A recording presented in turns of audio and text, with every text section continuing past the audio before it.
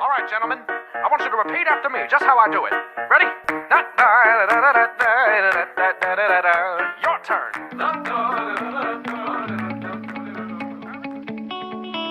Boa noite a todos. Hoje, a disciplina de Sociedade e Meio Ambiente, Desenvolvimento Sustentável, do curso de especialização em Gestão e Manejo de Recursos Ambientais, vamos contar com a presença de um convidado ilustre, o professor Denis Maciel, tá? É doutor em História Social pela Universidade Federal do Ceará, possui graduação em História pela Universidade Federal do Ceará em 2008, é mestre em História pela mesma instituição em 2011 e atualmente é professor da Faculdade Católica de Fortaleza e da Rede Pública Estadual do Ceará. Como pesquisador, atua principalmente nos seguintes temas: História da Saúde e das Doenças, Segundo Império e História do Ceará. Então, passo a palavra para o professor para início à sua palestra. Boa noite a todas, boa noite a todos, né? Fiz questão de hoje para que a gente pudesse começar, vim com o lacinho para lembrar a todos da importância, né, do Outubro Rosa, né? Já que a nossa conversa será sobre história da saúde e das doenças, nada mais importante do que lembrarmos duas coisas, né? A primeira é esse mês votivo para o cuidado relativo ao câncer de mama, então é sempre importante estimularmos o autoexame e o cuidado, né, de todas as mulheres, mas também dos homens, né? Apesar de ser menos prevalente, essa doença ainda atinge alguns homens.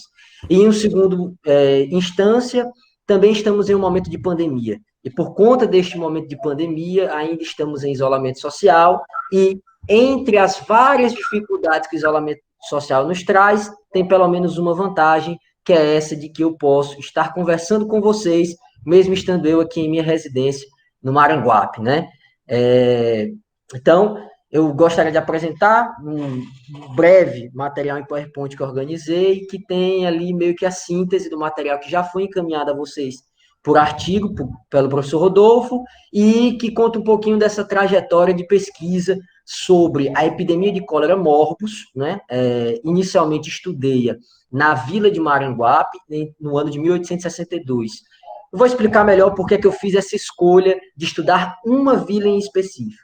E em um segundo momento, já no doutorado, a ideia foi perceber de forma mais ampla, né, como a epidemia de cólera morbus, entre o ano em que ela se anunciou e o ano que de fato ela chegou, foi importante para a construção de uma ideia de saúde para a província do Ceará.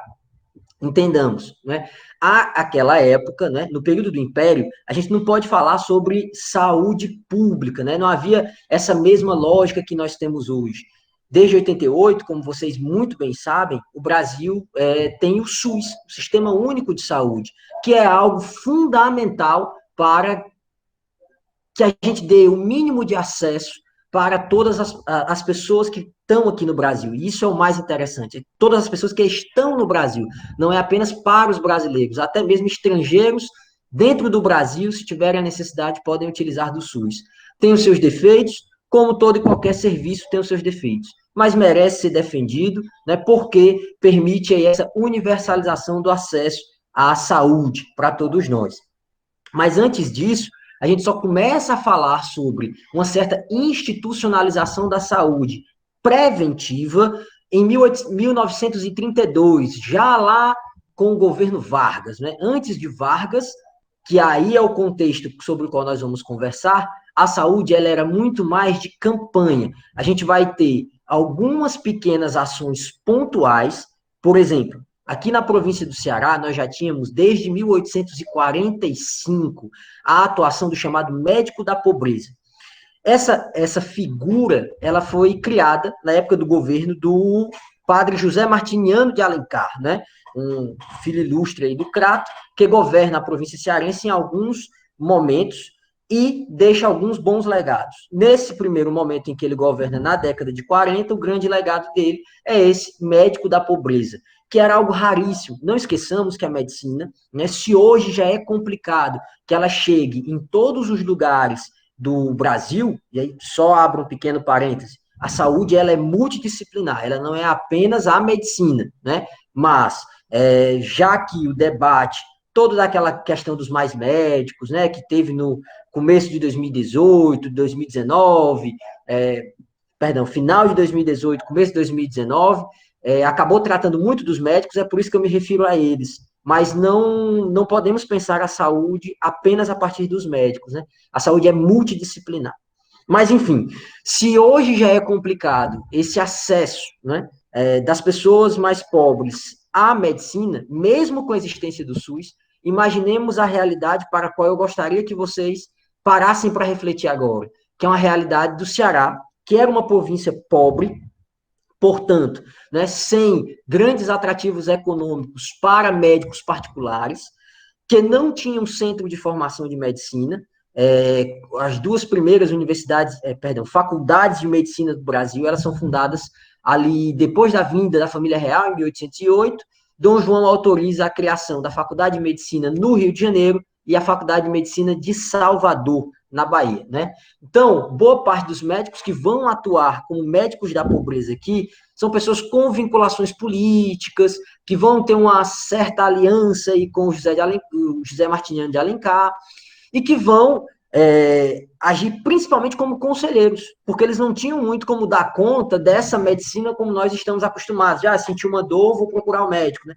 Então, eles meio que aconselhavam o presidente de província e os intendentes, que era como se chamavam os prefeitos à época, de algumas ações para tentar evitar que as doenças se instalassem de uma forma mais graúda, de uma forma mais intensa, né? E no caso de hospitais, enfermarias, aí era basicamente quando a doença estava instalada. Antes disso, né, não se tinham hospitais nem enfermarias, apenas as chamadas clínicas, que eram essas particulares, certo? Então, para que a gente fale de uma forma mais organizada, eu vou apresentar aqui para vocês esse materialzinho que preparei. Só um pequeno segundo. A apresentação de slide, transmitir... Não. Configurar a apresentação de slide, janela, ok. Vamos agora para cá. Apresentar uma janela, apresentação, ok.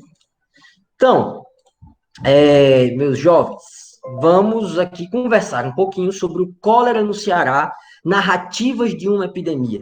Né? Vejam que eu botei 2 marcos aí temporais, 1855, 1863. Por que eu fiz isso? Quando a gente fala de história, né, uma das primeiras perguntinhas que todo professor de história ou professora de história faz para os seus alunos né, para que serve a história e o que é que a história estuda, né?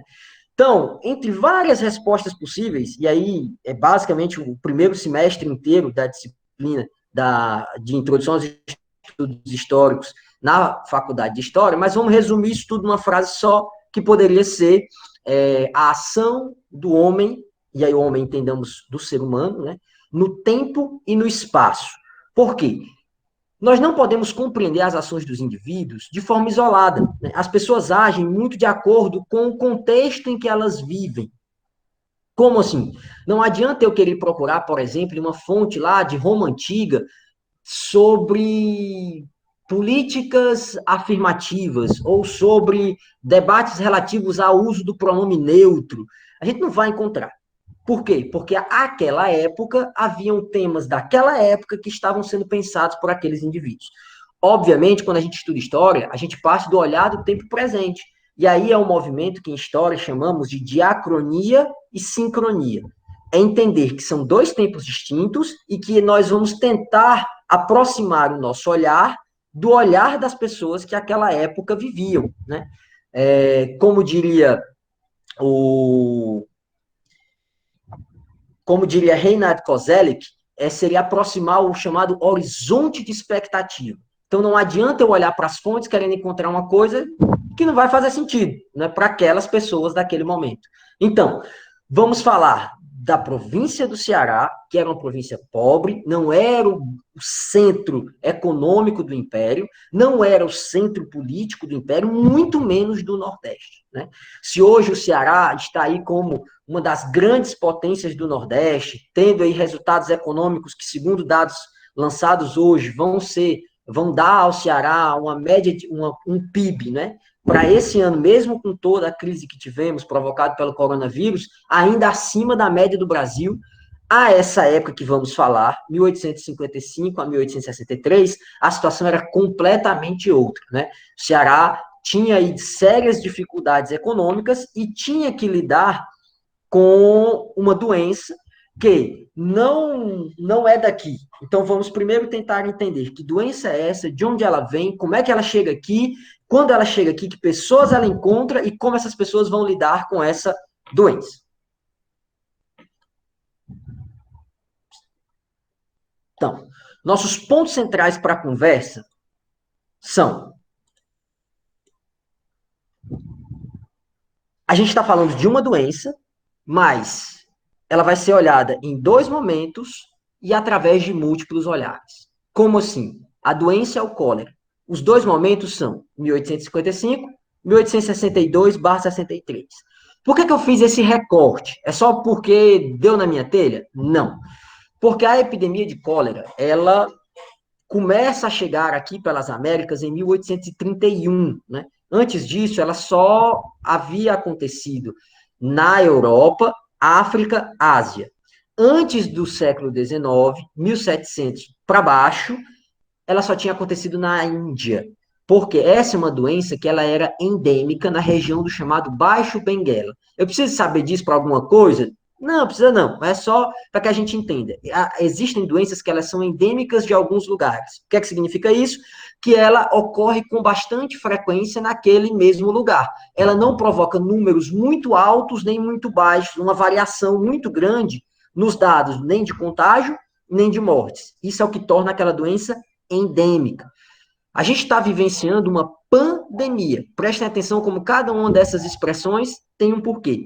As endemias são doenças localizadas e centradas em um espaço específico. Epidemias é quando eu tenho uma doença que se arrasta de uma forma veloz, mas ela não atinge todos os continentes ao mesmo tempo. E uma pandemia é quando eu tenho essa doença atingindo o globo terrestre de uma vez só. É o caso dessa que estamos vivenciando.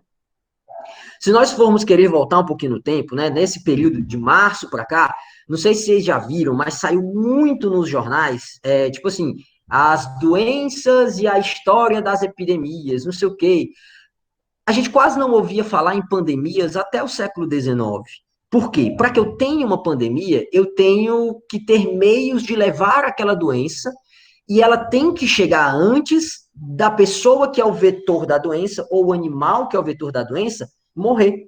Por quê? Como vocês bem sabem, hoje nós temos o entendimento de que a doença ela é fruto de um micro-organismo pré-existente.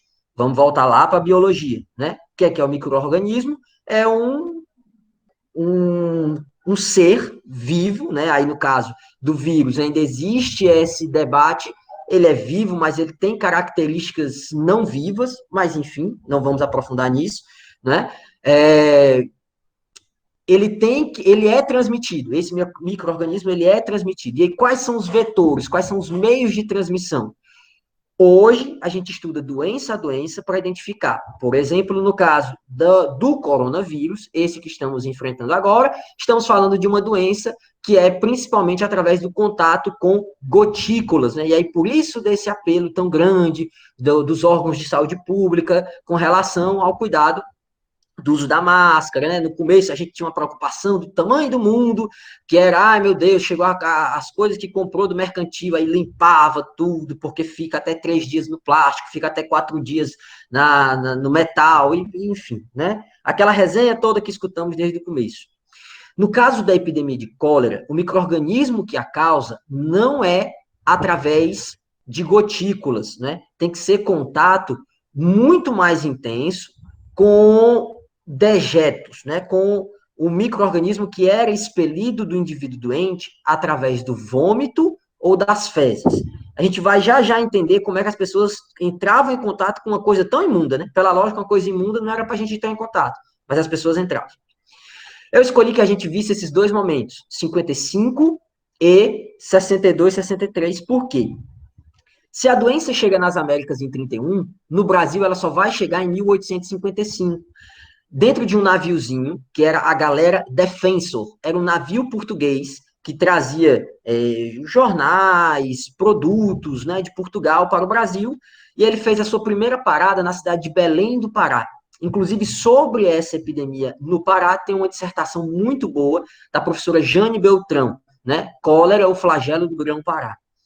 Mas, enfim, após contaminar a cidade de Belém, várias outras cidades vão sendo contagiadas e os jornais aqui do Ceará vão recebendo notícias de Belém, depois vão receber notícias de São Luís, depois notícias do Piauí, à época a capital, né, em Oeiras. Então, assim, ficava aquela sensação de que a doença está chegando. Então, o Ceará começou a pensar, se a doença é inevitável, é necessário que nós nos preparemos para ela. A essa época governava o Ceará o presidente de província, Fausto de Aguiar. E ele vai expedir uma série de ordens para tentar evitar que o Ceará fosse pego desprevenido. Só que a epidemia que se anuncia em 1855 não chegou. Ela passou ao largo do Ceará. Né? Depois do Piauí, ela começa um contágio muito forte no Rio Grande do Norte, Paraíba, Pernambuco, e aí já é por conta de um outro percurso da doença, que estava vindo do Rio de Janeiro, e do Rio de Janeiro ela sobe em direção à Bahia e desce em direção ao Rio Grande do Sul. Beleza, entendemos por que 1855. Mas por que então 1862? Porque foi quando, de fato, a doença chegou no Ceará. Nesse segundo surto que acontece no Brasil, as outras províncias que estavam já ressabiadas, né, porque já tinham experimentado o que era a doença, vão tomar os seus cuidados, vão ter casos, vai ser uma doença muito intensa, porque até não se sabia ao certo o que é que causava a epidemia nessa época, mas o Ceará, aqui, não se tiveram grandes gastos no primeiro momento, porque havia todo um discurso que vinha desde 1855 que dizia que o Ceará era dotado da chamada proverbial salubridade. O que é isso? Salubridade é a condição de você ser saudável. Então, por exemplo, tenha práticas salubres, significa pratique exercícios físicos, se alimente bem, beba água, né? Então, ter ali aqueles cuidados para não adoecer. Então, se acreditava que era natural aqui no Ceará que nós não pegássemos essas doenças. E isso por quê? Principalmente por conta das serras verdes e por conta de um clima aí que teria uma menor presença de chuva, que consequentemente faria com que a gente não tivesse um ambiente tão úmido e tão propício para doenças. A gente vai ver que isso acabou sendo uma grande furada. A epidemia de 1862 ela chega com forte intensidade e vai fazer muitos óbitos. E eu coloco aqui para vocês também múltiplos olhares, por quê? Para poder entender a doença, não adiantava olhar para a medicina, porque a medicina estava perdida. Da mesma maneira que hoje, a gente, se pegar o que se falava sobre o coronavírus em dezembro do ano passado, quando estiveram os primeiros relatos lá na China, é muito diferente do que se está falando hoje em dia. Né? As pesquisas estão em andamento. Agora, imaginem vocês, isso em 1862. Então, as pessoas sabiam que tinha doença, sabiam quais eram os sintomas da doença, tentavam lidar com os sintomas da doença, mas não sabiam ao certo como proceder. Então, assim, ao longo da pesquisa, eu fiz esse olhar para os agentes de saúde, principalmente para os médicos e os cirurgiões. A essa época, eram duas profissões distintas, pessoal. Por que isso? Porque para você ser um cirurgião, você não necessariamente precisava ser formado na faculdade de medicina. Existiam os chamados cirurgiões práticos, que antigamente tinha um nome que era considerado mais pejorativo ainda, que era o chamado cirurgião barbeiro, né? Por quê? A gente está falando de uma época pré-anestesia, né? Então, você tinha que ser alguém que soubesse trabalhar de uma forma muito rápida, com navalhas, né? Que fosse razoavelmente bruto e que tivesse o básico do conhecimento. Então, por isso que você vai ter, por exemplo, é uma figura que é conhecida de todo mundo, né? Que é o Tiradentes, que todo mundo lembra lá, dia 21 de abril tem o feriado e tal, o feriado de Tiradentes. Tiradentes era um alfeires do exército. O que significa isso? Ele era tenente do exército português aqui no Brasil. E por que ele ganhou o apelido de Tiradentes? Porque ele agia como um dentista prático. Então, assim, era muito comum essa distinção até o finalzinho do século XIX, certo? Vão ter alguns práticos, que eram pessoas sem formação nem para cirurgião, nem para médico, e que ajudavam nos cuidados, né? Aqui no Ceará é um caso peculiar. Esses práticos ou curandeiros foram aceitos. Isso fala muito sobre como o Ceará tinha pouca presença oficial de médicos. Vocês terem uma ideia, né, lá em Pernambuco, que era um grande centro econômico do Brasil a essa época, a Comissão de Socorros Públicos chegou a contratar um cara que era o Pai Manuel. Pai Manuel, ele era um ex-escravo, pai de santo, que era muito entendido das plantas, né, de rituais, e as pessoas confiavam nele. Por conta disso, é que as pessoas, ao invés de procurarem os médicos, iam procurar o Pai Manuel para tentar ter a cura do cólera. E aí, como uma forma de tentar se impor como a hegemônica nas artes de cura, né, a Comissão de Socorros Públicos lá do Recife, que era composta só por médicos, todo mundo vai se demitir. Vai dizer, ó, enquanto aceitarem o Pai Manuel, enquanto aceitarem curandeiros, enquanto aceitarem práticos, a gente sai, porque e aí fica todo aquele embate, né? O que é uma medicina séria, o que é uma forma séria de saúde, de doença, e por aí vai. Mas, enfim, além desses indivíduos ligados à saúde, a gente não tem como compreender a doença sem olhar para a religião, que era uma das grandes fontes de explicação a essa época do que é que causava as doenças.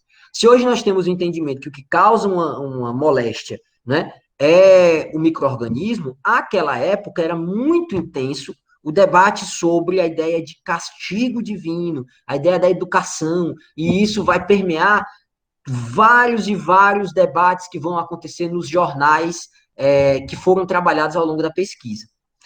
Além desses sacerdotes, um outro indivíduo que também não podia ser deixado de lado eram os administradores públicos, né? Porque era deles a competência de agir ou não, de fazer ou não fazer, do que contratar, o que não contratar. E aí, por isso, que ao longo da pesquisa eu trabalhei muito com os relatórios dos presidentes de província. Obviamente, isso não dá conta de tudo. E aí, por conta disso, é que eu tentei olhar para as ações dos indivíduos particulares através das cartas. Ora, a gente sabe muito bem, né? Se vocês olharem assim, quais são as orientações que o governo do estado deu que a gente tem que adotar em relação ao coronavírus? Isso, isso, isso, isso e isso. Agora a gente sai na rua porque tem que resolver alguma coisa, alguma demanda, ou o trabalho exige que a gente saia, e a gente olha para as pessoas e a gente vê que elas estão agindo não necessariamente da forma oficial.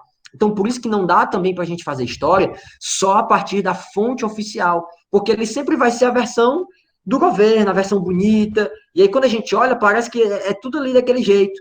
E aí, por isso que foi importante olhar, né, através das cartas particulares publicadas nos jornais, como é que as pessoas estavam lidando com as doenças.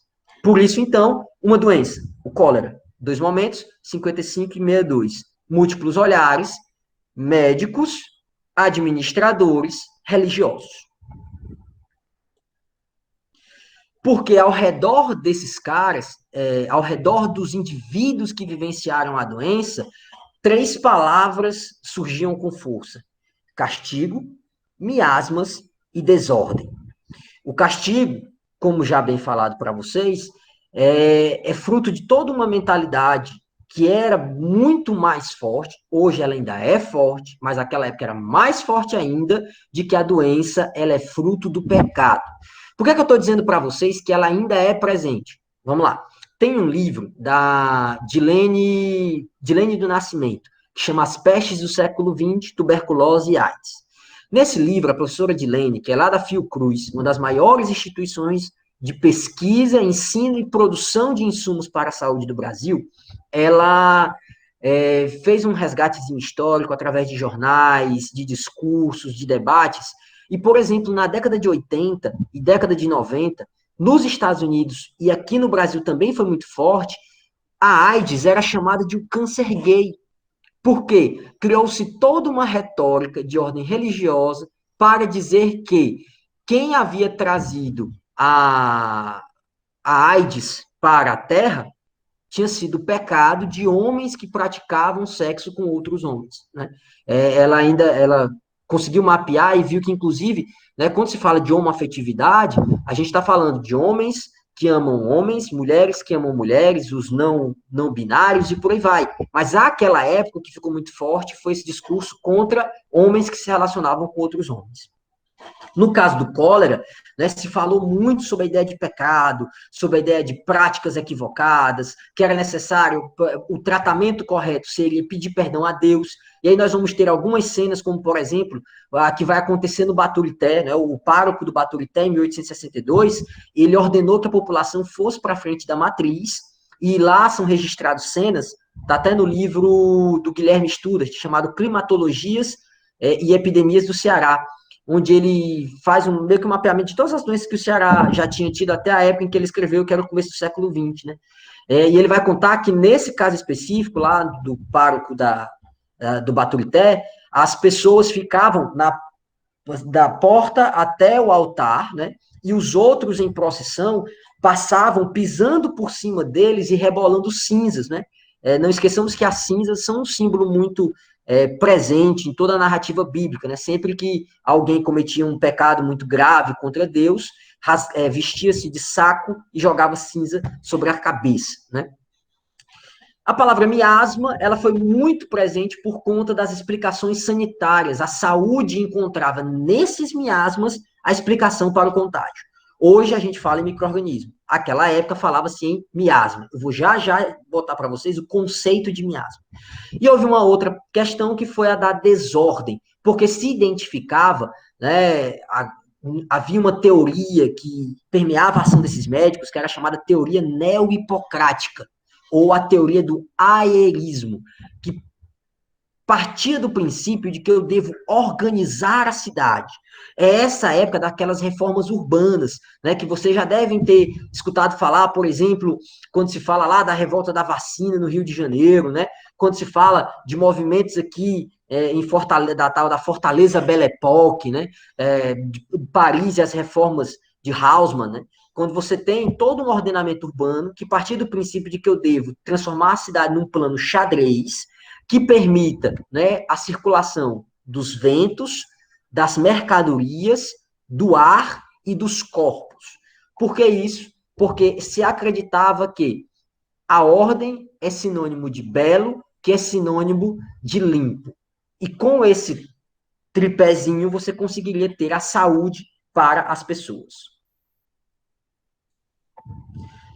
Para que vocês vejam, né? Eu fiz questão de trazer aqui o conceito geral de miasmas, né? Tá aí, ó, o corpo doente, o corpo que apodrece vivo, desprende com efeito emanações nocivas, odores morbíficos. Ainda mais terrível é a vizinhança de um homem doente. Forma-se em torno dele uma atmosfera mais ou menos tensa, que pega em suas roupas, em seus móveis, nas paredes de seu quarto. É carregada, pesada, menos móvel e elástica do que o ar ordinário, né? O ar comum. E fica por muito tempo nos cantos do apartamento. O fedor basta para avisar do perigo. E o hálito é o melhor de tudo para comunicar miasmas e fedores. Vejam vocês que do lado desse conceito, eu fiz questão de colocar essa imagenzinha, que ela é clássica quando a gente fala sobre história das doenças, que é esse médico com a máscara de bico de papagaio. Eles utilizavam essa máscara por um objetivo específico. Bem na pontinha dela, eles colocavam um lenço embebido em perfume, porque se acreditava que, se o miasma é o que provoca a doença, e eu posso identificar o miasma através do fedor, a melhor maneira de me prevenir do miasma é me prevenir do fedor. Então, eu vou colocar esse pano umedecido, embebido em perfume, para que eu possa cheirar. E aí, por conta disso, é que ele está com essa máscarazinha. Vejam vocês também que ele tem esse bastonete na mão, que é para poder encostar à distância nos corpos. Então, não havia essa ideia do cuidado. Hoje em dia, né, essa máscara tal do bico de papagaio, ela ainda existe, né, ela não é utilizada nesse formato, é a chamada N95, né, que inclusive se sugeriu que no primeiro momento da pandemia as pessoas não a adquirissem, as pessoas civis comuns, para que elas não faltassem, porque elas são as mais eficientes nesse processo de vedação. Então, elas são fundamentais para aqueles que estão na linha de frente, né? E a gente se refere aos profissionais de saúde, os profissionais de segurança pública, os profissionais de limpeza urbana e assim por diante. Só que, se a gente fala de doença, tem um carinha que vai trazer-nos um conceito que eu acho que ele é fundamental. É a chamada dramaturgia das epidemias, do Charles Rosenberg. Esse cara, ele é lá dos Estados Unidos, ele pesquisou a história do cólera por lá, em alguns momentos, né? A epidemia de 31, a de 55, a de 62 e uma outra na década de 70. O Charles Rosenberg vai perceber que, em todos esses momentos, parecia que ele estava visualizando um roteiro, parecia uma dramaturgia, né? Parecia uma peça de teatro, onde os agentes públicos faziam 4 coisas em sequência. A primeira das ações era negar. Diziam, não tem doença, isso é tudo invenção, hoje em dia a expressão utilizada, né, fake news, né, então assim, batiam o pé e diziam, não tem doença, isso aí é conversa, não acreditem nisso, isso pode ter em outro lugar, mas aqui não tem. No caso do Ceará, por exemplo, na epidemia de 1862, demoraram quase 1 mês e meio para poder confirmar de fato a epidemia, por conta dessa crença da proverbial salubridade, né? Então, assim, não é que, por exemplo, um outro debate que aparece muito a culpa é da China, não sei o quê, para que a gente saiba, né? Os chineses deram notícia do coronavírus em dezembro. O coronavírus veio a aparecer os primeiros casos no Brasil em março. Então, assim, não dá também para a gente botar a culpa neles, né? Tem umas outras coisas que dá para a gente conversar. Na parte do debate, a gente conversa um pouco mais sobre isso. Mas, para que a gente saiba, a negação é a primeira etapa dessa dramaturgia. A segunda é a aceitação, que vem acompanhada de uma explicação. Então, assim, normalmente os políticos, eles não querem ser os portadores da má nova, né? Todo mundo quer ser o portador da boa nova. Diz, gerou-se emprego, tá todo mundo com saúde, tá todo mundo feliz, né? Mas, em algum momento, era necessário que se entendesse que não adiantava negar. A realidade se impunha. E aí era esse momento em que essas autoridades aceitavam o fato de que sim, existe uma doença e nós precisamos fazer alguma coisa, mas a gente precisa entender essa doença e, por conta disso, normalmente a aceitação vinha ladeada da explicação, que era tipo, existe a doença, e essa doença é isso, isso e isso. Só que saber que a doença existe não significa saber como responder àquela doença. E isso foi muito comum na epidemia de cólera, está sendo muito comum agora, pessoal. Nós temos o entendimento, existe a pandemia. Como é que a gente vai combater lá o coronavírus? A gente ainda não sabe, né? Nós sabemos como tentar prevenir, mas como combater, vejam vocês, né? No primeiro momento, havia toda uma preocupação com relação à questão dos respiradores, de que eles tentem evitar aparecer no sistema de saúde se você está com os primeiros sintomas, porque não se tinha certeza da proporção de pessoas que teriam sintomas graves, proporção de pessoas que teriam sintomas razoáveis, né? Então, assim, hoje a gente já tem outras respostas em relação a isso, se tem uma reestruturação do sistema de saúde. Quando a gente fala sobre as epidemias, normalmente essa é a segunda etapa, né? Perdão, a terceira etapa, que são essas respostas. Já no caso dessa epidemia que nós estamos vendo, sabe qual era uma das respostas muito comuns? Era entender que, chegou a epidemia de cólera. A epidemia de cólera foi causada por alguém. Lembra que eu falei para vocês da ideia de castigo? Então, uma das ações, muitas vezes, ela era uma mescla entre as explicações religiosas e a ação da população, a ação dos populares. E aí eu não preciso ir muito longe, né? Todo dia, quem tiver esse gosto, é um gosto que eu não tenho, né? Pode ver, todo dia lá naqueles programas policiais que passam na faixa do horário de almoço, quando a população se dispõe ali com um ladrão, com alguém, como é que ela costuma agir. Agora vocês imaginem nessas situações de doença, certo? Então, assim, era muito comum que a população saísse em direção a indivíduos que eram considerados potencialmente perigosos. Quem eram esses potencialmente perigosos? Entendam, não sou eu que estou chamando, são esses documentos. Eram as mulheres, principalmente aquelas que entendiam das plantas, que foram muitas vezes acusadas de serem bruxas, né? Eram os indivíduos negros, que, né, aqui no Brasil, mesmo os negros nascidos no Brasil, sempre foram mal vistos, né, desrespeitados, maltratados. Para que se tenha uma ideia, por exemplo, no Brasil Império, mesmo que você fosse um homem livre, uma mulher livre, mas fosse negro, para você poder transitar à noite, você tinha que ter um papelzinho de um branco que te autorizava a circular no meio da rua, né? Então, assim, era um indivíduo visto como potencialmente perigoso.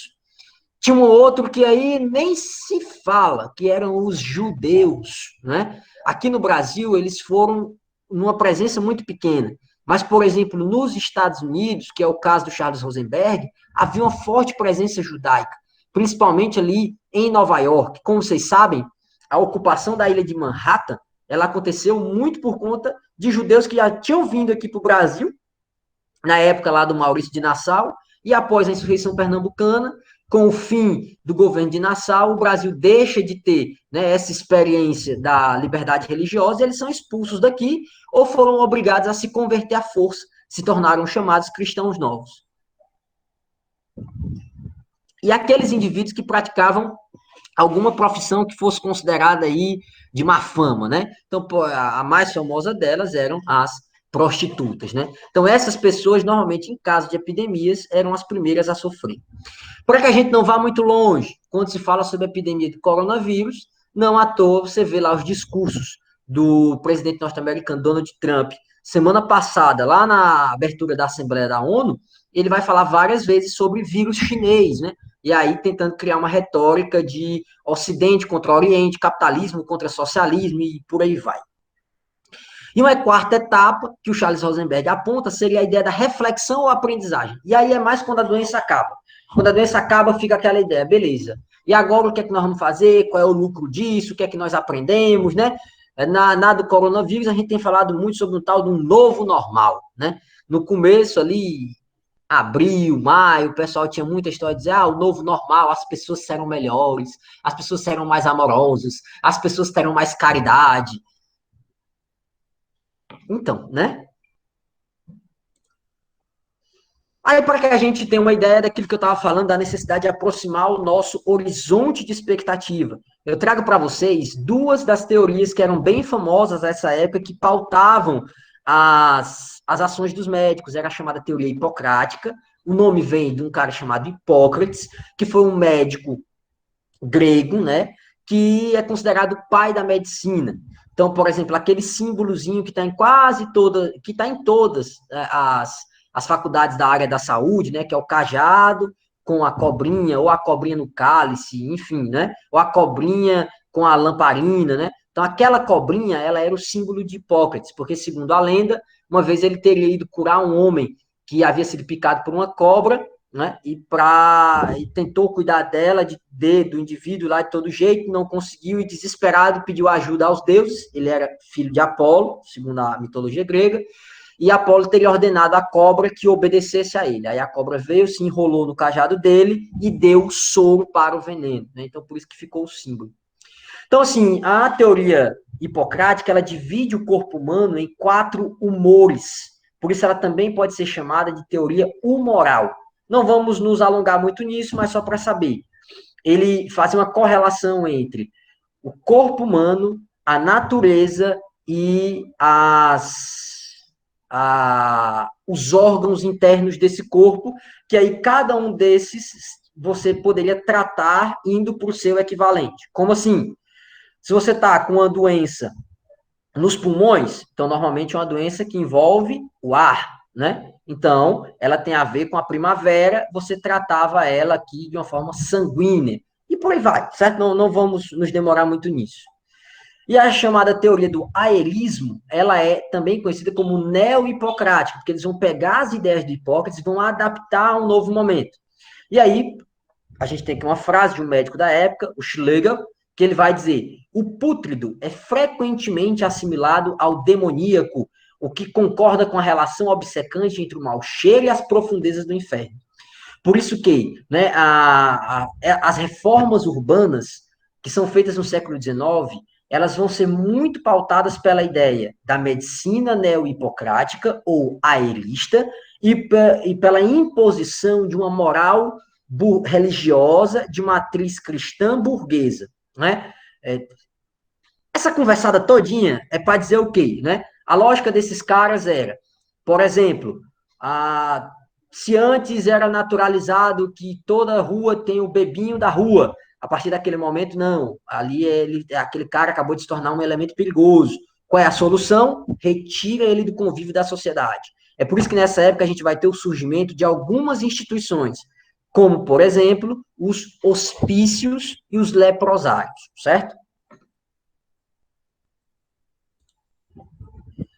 Então, o medo da doença vai pautar muitas das reformas urbanas, né? Como assim? Aqui no Brasil, no Ceará, eu falei para vocês que nós não tínhamos nenhuma estrutura de saúde preventiva. Não havia essa ideia de, por exemplo, vamos ter um hospital, porque se as pessoas ficarem doentes, elas terão esse hospital. Não tinha isso. Uma outra coisa que também não era muito comum era o chamado cemitério extramuro. Por quê? A tradição católica, que era e ainda é, né, a principal matriz religiosa no Brasil, criava uma correlação entre o local em que você era enterrado, onde eram feitas as chamadas imunações, e a reencarnação, né, para o juízo final. Então, a sugestão que era dada, a orientação que era dada, era que as pessoas fossem enterradas dentro das igrejas, né? E aí não era incomum você estar entrando na igreja lá para a missa e tem uma ripa, né? Mal pregada lá e você conseguia ver o caixão do defunto, né? Então, assim, estava lá, e as pessoas conviviam com aquilo, né? Era parte da ideia, né? Para quem for cristão católico, você sabe que existe, né, a igreja padecente, que é aquela que está na terra, que está aqui vivendo, fazendo as coisas. Existe a igreja triunfante e a igreja gloriosa, né? A igreja triunfante são aqueles que já morreram e estão aí, né, no purgatório para se encaminhar. E a gloriosa seriam aqueles que já estão no reino dos céus, com o papai do céu, né? Então, assim, se acreditava que para que você pudesse ir para o céu, importava ter uma boa morte. Então, por isso, inclusive, era muito comum antigamente nos testamentos você ter deixo doações para a irmandade tal, né? Deixo doações para que se rezem tantas missas pela minha alma, e assim por diante. Só que por conta das epidemias e do avanço da medicina no século XIX, né? E eu digo avanço da medicina como ciência que vai pautar as reformas urbanas, se passa a orientar que os cemitérios fiquem fora dos muros das igrejas. Só que você mexer numa tradição secular é muito difícil. E foi o medo da epidemia que fez com que as pessoas aceitassem esse enterramento extramuros. E a gente vai ter o surgimento de vários cemitérios, né? Por exemplo, o primeiro cemitério extramuros do Crato, ele vem exatamente nessa época da epidemia de cólera, né? O cemitério lá no Icó, ele inclusive ganhou o nome de cemitério dos coléricos. Aqui em Maranguape foi que eles acabaram misturando tudo, porque como era uma vila nova, né, recém-fundada, Maranguape é de 1849, e a epidemia chega em 1862. Então, assim, com esse pouco tempo de distância, já se tinha uma lógica de que não era legal que os enterramentos fossem feitos dentro da igreja. Então, aqui a gente já tinha um cemitério extramuros. Em alguns lugares do Brasil, isso vai gerar uma confusão do tamanho do mundo. Lá na Bahia, por exemplo, acontece a chamada cemiterada, quando a população não aceita, né, a exumação dos corpos para que eles sejam levados para outro lugar. A gente vai ter também o surgimento dos lazaretos, né? Por exemplo, eu tenho quase certeza que vocês ouviram a palavra quarentena ao longo dessa epidemia. A palavra quarentena, né, ela nunca fez muito sentido, para ser bem preciso com vocês, né? Porque no começo ela era de 30 dias, né? Ela surge lá na Itália e ela era 30 dias. Mas aí passou um tempo, perceberam que 30 dias não era o suficiente, porque qual é a lógica da quarentena? Você isola o indivíduo que está doente até que ele fique curado. Normalmente se acreditava que com 40 dias o indivíduo já estaria curado ou morto, né? Então a ideia não era necessariamente vou colocar ele num lazareto, significa colocar ele dentro de um lugar de tratamento. Não. Colocar no lazareto é a mesma coisa de dizer assim, você vai para dentro de uma cadeia, onde você vai ser vigiado, você não pode sair, e se você sobreviver à doença, aí você pode sair. A lógica da quarentena, naquela época, era apenas essa. E o local onde era feita essa quarentena era dentro dos lazaretos, né? Aqui no Ceará, nós tínhamos basicamente um lazareto, que era o lazareto da Lagoa Funda, mas na época da epidemia de cólera é criado um outro lazareto, que é o da Jacarecanga, né? E aí os dois tinham esse objetivo, inclusive o próprio presidente de província, que havia acabado de ser empossado para cá, o José Bento da Cunha Figueiredo Júnior, foi ordenado que ele ficasse de quarentena no lazareto, porque ele estava vindo, né, de fora do Ceará, mas ele não obedece, né? Como bom político, ele mete uma carteirada aí e diz, eu não vou ficar. Nessa época também nós vamos ter o surgimento do primeiro hospital do Ceará, que é a Santa Casa. Todo mundo já deve ter escutado falar em Santa Casa, né? Era uma instituição de saúde, ainda é uma instituição de saúde, à época, antigamente, ela era filantrópica 100%, ela era mantida pela doação de pessoas ligadas a algumas irmandades religiosas. Em Fortaleza, se tentava construir uma Santa Casa desde 1830, e não conseguia, porque havia uma briga entre os membros do Partido Conservador e do Partido Liberal, ninguém queria ajudar o outro, para não dizer, foi no mandato do fulano que se abriu a Santa Casa. Por conta dessa briga besta, o Ceará perdeu mais de 30 anos sem uma Santa Casa, que só foi aberta exatamente por conta do medo em relação à epidemia de cólera morbus, né? Então, o medo ele serviu ao menos para isso, para destravar esse embate político. Junto da Santa Casa, a gente vai ter também a chegada das chamadas Irmãs da Caridade, as Irmãs Vicentinas, né? Quem conhece Fortaleza, elas estão ali no Colégio Imaculada Conceição, né? Que fica naquela região ali, é Catedral, Seminário da Prainha, onde hoje funciona a Faculdade Católica, onde eu dou aula, e mais para cá, né? Pegando ali quase para o caminho da Santos Dumont, aí você tem o Colégio da Imaculada Conceição, que é dessas Irmãs da Caridade, que são famosas porque elas que atuavam como enfermeiras quando não haviam enfermeiras, né? Então, elas estão sempre ligadas a essa ideia ou da educação ou de cuidados médicos. E a gente vai ter o reordenamento urbano, que eu já comentei um pouco sobre ele com vocês, certo? Vamos seguir. Deixa eu mais. Aqui no Ceará, nós tivemos algumas peculiaridades específicas do cólera, né? E aí, esse é o porquê de eu ter estudado essa doença, né? Tipo, mas se já tem estudos sobre epidemia no Pernambuco, na Paraíba, no Piauí, no Pará, por que estudar no Ceará? Porque cada lugar tem as suas peculiaridades, são coisas que lhes são próprias, né? A epidemia se manifesta no Ceará e ela vai encontrar um cenário específico, sujeitos específicos. E qual foi a grande diferença? No resto do mundo todo, essa epidemia atingia principalmente as regiões de porto, porque ela era transmitida principalmente por navios mercantes. No caso do Ceará, os nossos portos, eles não eram tão movimentados, né? E ainda houve uma certa precaução, e havia essa prevenção, monta quarentena e não sei o que, não sei o que. Só que aqui, o caminho pelo qual a epidemia veio foi o chamado caminho das boiadas, né?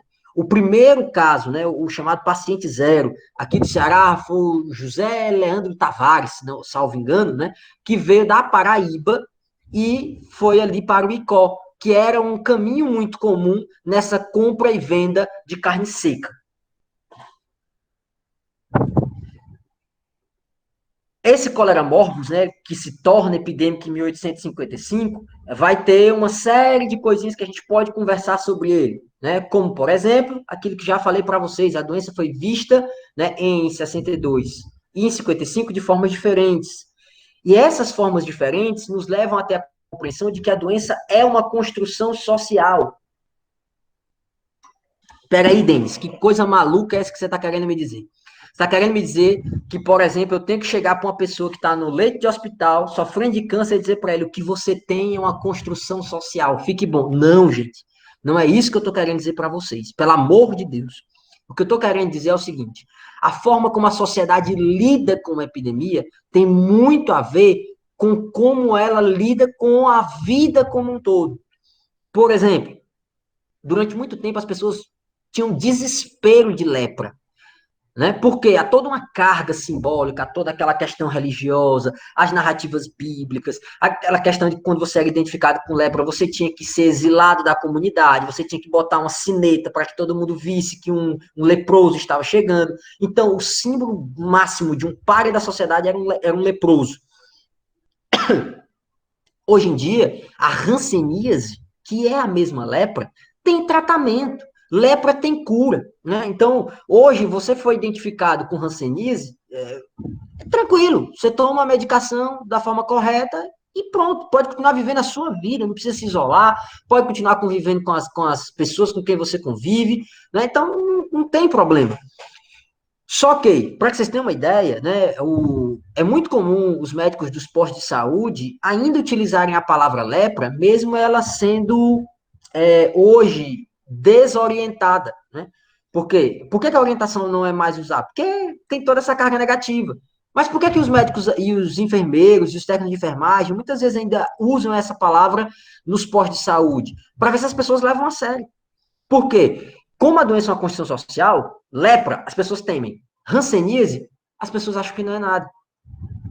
Então, assim, a gente não precisa ir muito longe. Aqui no Brasil, estamos vivendo a pandemia do coronavírus, que para algumas pessoas foi, né, trabalhada como uma doença muito perigosa, né, e ela é perigosa. Passamos aí da centena de milhares de pessoas mortas, né, e para outras pessoas é uma gripezinha, né? Ah, isso dá nada não, e não sei o quê, e não tem problema. Então, é uma construção social. A sociedade lê a, as posições sociais, lê as relações de trabalho e lê também as doenças e dá a elas significados, né? Então, por exemplo, uma doença que era muito comum antigamente eram as chamadas febres terçãs. As pessoas morriam de medo das febres terçãs. Elas são o que hoje a gente chama de gripe comum. Então, assim, para nós hoje, uma gripe comum é uma gripe comum, né? Outra coisa, né? As ações do governo buscaram preparar a província para o ataque lá em 1855, só que a doença não veio. Por que que... Aí o que é que vai ser a grande consequência disso? A crença na benignidade do clima cearense.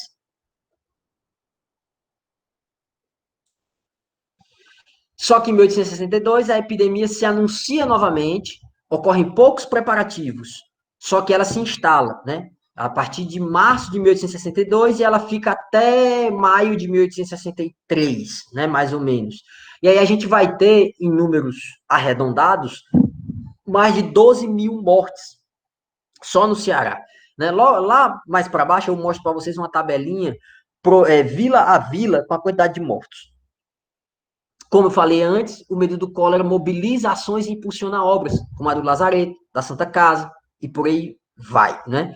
Vocês devem estar acompanhando, por exemplo, agora nas campanhas aí de eleitorais, e um bocado de prefeito anunciando, eu instalei não sei quantas UTIs, né?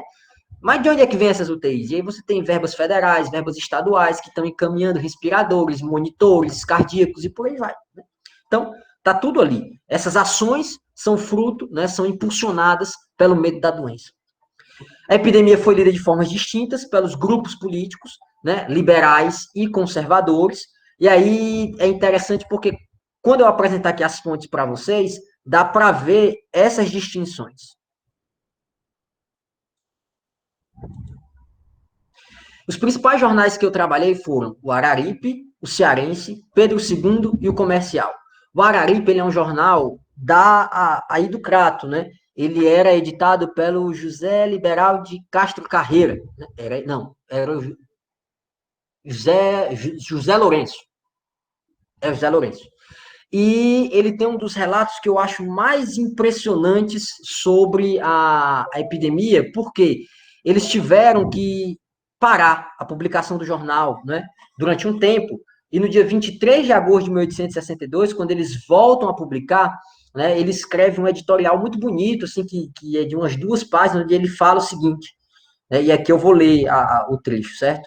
Os tristes acontecimentos que enlutaram esta cidade, durante os climatérios dias de junho e julho, o terror que reinava alguns meses antes em toda a região do Araripe, procurando exclusivamente os espíritos, nos forçaram a suspender a publicação do nosso jornal, que estava reduzida a não ter mais um compositor.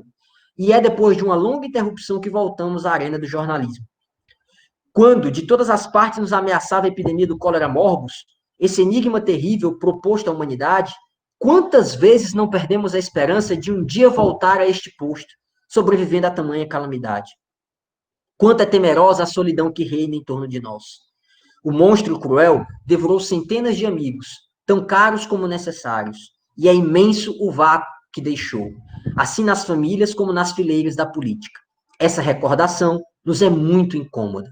Ele segue narrando e ele vai falar nominalmente amigos que ele perdeu. É um texto bem bonito. Quem quiser depois olhar, tem no material aí que foi encaminhado para vocês, né? Mas aí a gente tem outros jornais, todos com vinculação política. O Jornal Cearense, ele era um jornal dos liberais, né? O Jornal Pedro II era o jornal do Partido Conservador. O que é mais exótico? O presidente de província do Ceará, ele era conservador, o José da Cunha Figueiredo Júnior. Só que em determinado momento ele briga com o próprio partido dele. Por quê? Ele vai demitir o tesoureiro da província, porque ele disse que o cara estava gastando muito dinheiro, que não precisava dessas prevenções todas e tal.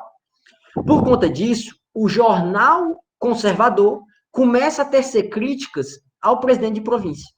E o jornal liberal, para não dar gosto ao jornal conservador, começa a defender o presidente de província. Então, assim, às vezes, por uma mesma data, vamos supor lá, dia 12 de agosto de 1862, você pegava o jornal Pedro II, que era conservador, e ele falava sobre uma calamidade absurda, que não sobrava pedra sobre pedra, que se continuasse do jeito que estava, não restaria uma alma viva no Ceará. Você olhava o mesmo dia no jornal cearense e ele ia dizer: o nosso presidente de província tem feito tudo o possível que está em suas mãos, e já começa a reinar um clima e um sentimento de que venceremos a doença e tal. Então, eram óticas completamente distintas sobre uma mesma epidemia. E o jornal comercial, que eu trago para vocês aqui, ele tem uma distinção que era o único jornal que não tinha vinculação política. Ele era um jornal que não tem nada a ver com o nome. A gente vê um nome como esse, né? O Comercial, a gente jura que é um jornal que vai tratar de questões de comércio, da praça de comércio, venda e compra de produtos.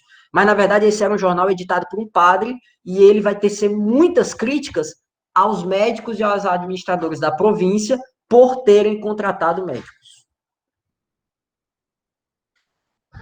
Vamos.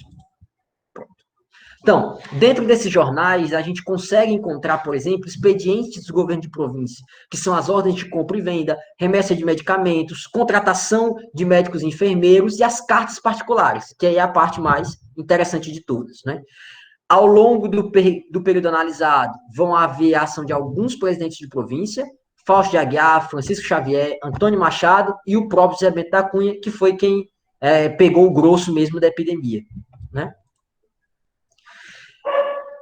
Caracterizando aqui, por cimamente, o cólera, né? É uma doença que tem origem lá no tal do Baixo Benguela, lá na Índia, causada pelo vibrião colérico, chamado Vibrio cholerae, né? Que é um vibrião em formato vírgula, né? Por isso que é víbrio, porque quando você olha ele no microscópio, ele tem um formatinho de uma vírgula. É uma doença que é transmitida através do contato com água contaminada pela fezes dos outros doentes, né? Então, por exemplo, se você não tem saneamento básico, que é uma coisa mínima que todo mundo deveria ter, né? Acesso à água tratada, acesso a esgoto, não se teriam mais casos de epidemia de cólera, mas infelizmente nós ainda temos, principalmente em países de terceiro mundo, como esse em que nós estamos, né? Apesar de que aqui os casos de cólera quase não existem mais, certo? Eles foram muito presentes, por exemplo, no início ali dos anos 90, né? Talvez vocês lembrem aí se bem que não, vocês todos são jovens, eu acho que só o Rodolfo aí dessa turma lembraria, né, das campanhas na televisão e tal. Ao mesmo tempo era o Betinho fazendo a campanha contra a fome e tal, e campanha de cuidados e prevenção contra a cólera, né? Que sugeriam botar água sanitária dentro da água, ou ferver e tal. Como é que chega aqui no Ceará? Através da aceleração dos meios de transporte, que são consequentes desse avanço capitalista. É por isso que eu disse para vocês, do século XIX para frente, que a gente tem epidemias e pandemias, certo? O que é que a pessoa sentia e dizia assim, estou com cólera, né? Vômito, e quando eu falo vômito, não é pouco vômito, né? Que se tem uma ideia, a OMS estima que é capaz do indivíduo provocar quase que 2/3 do seu próprio peso em vômito e diarreia em menos de 3 dias, se ele tiver com os casos mais agudos, né, provocados pela epidemia de cólera. Né? Por conta desse excesso de dejeções, se sentiu o estômago ressecado, câimbras musculares, olhos turvos e poderia provocar a morte através do choque anafilático, né? Ou seja, a perda de sais minerais, o corpo entrava em choque. Não à toa ela ficou conhecida, né? Os franceses chamaram de a morte azul, né? E a professora Susan Sontag, né? Ela tem um livro chamado AIDS e as suas metáforas, né? Em que ela vai estudar várias doenças e as metáforas que essas doenças provocam, né? Porque quando a gente olha para algumas doenças, elas têm marcas, são bem marcadas. Por exemplo, sarampo tem aquelas pintinhas, né? A varíola, que é uma coisa que erradicamos, né? Ela provocava uns bubões e tal. E tem algumas doenças que elas têm o fato de descaracterizar o indivíduo, né? É por isso que, por exemplo, tanta gente tem medo até de falar a palavra câncer, né? Muita gente fala, aquela doença com C, ele tá com CA, ele tá com aquele mal, né? Por quê? Porque é uma doença que é muito cruel, ela descaracteriza muito o indivíduo. E a Susan Sontag identifica isso no cólera, né?